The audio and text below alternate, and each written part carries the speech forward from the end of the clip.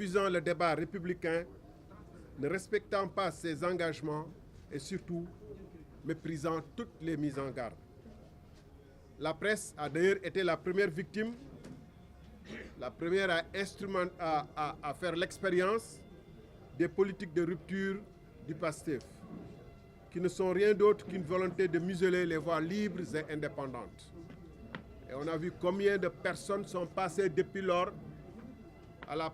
dans les locaux de la division de cybercriminalité ou au tribunal. Mesdames, Messieurs, à la suite du passage du Premier ministre à l'Assemblée nationale, le pays tout entier retient son souffle. L'alternance si désirée, si chèrement payée et obtenue avec panache, va-t-elle, après seulement 11 mois, virer au cauchemar éveillé? En quoi consiste le plan d'austérité annoncé par le Premier ministre à l'Assemblée nationale? Quels sont les sacrifices supplémentaires qu'on va encore imposer au peuple qui a tant souffert? Ces questions tarautent les Sénégalaises et les Sénégalais, les gorgorlous qui souffrent depuis et qui espéraient un changement réel dans leurs conditions de vie. Mais nous, à la République des valeurs, nous avions prévenu.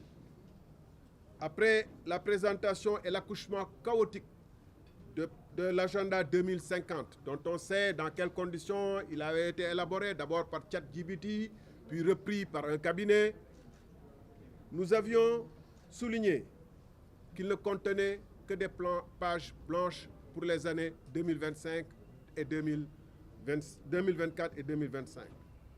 En effet, j'avais écrit à l'époque que l'exécutif Sonko Diomaye ne saurait donner rendez-vous au pays en 2029 ou en 2050 sans détailler concrètement les plans d'action en 2024 et en 2025 pour soulager les souffrances insoutenables des Sénégalais.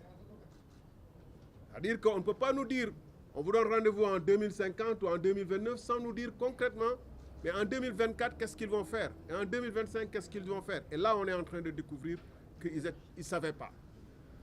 Force est de constater qu'en plus d'avoir perdu 10 mois sans réforme majeure, le gouvernement s'apprête à jeter à la corbeille le budget 2025 dont l'exécution vient à peine de commencer, pour s'engager dans un plan d'austérité pudiquement baptisé plan de stabilité. C'était, hélas, le seul destin possible pour un agenda conçu dans l'improvisation avec pour principal objectif l'effet d'annonce. Comme l'avait souligné un expert lors du lancement de cet agenda 2050, un plan de transformation structurelle conçu sans l'apport des forces vives de la nation, notamment la société civile, est voué à l'échec. Après ce faux départ de l'agenda 2050, le régime fait un revirement de 180 degrés. Ils se sont trompés sur l'agenda 2050, ils se sont aussi trompés sur le budget 2025, qu'ils ont donc mis à la poubelle. Le Premier ministre s'apprête à rencontrer les syndicats et autres partenaires sociaux, non pour rectifier les erreurs et amorcer un vrai dialogue, mais parce qu'il est dos au mur et n'a plus d'autre choix.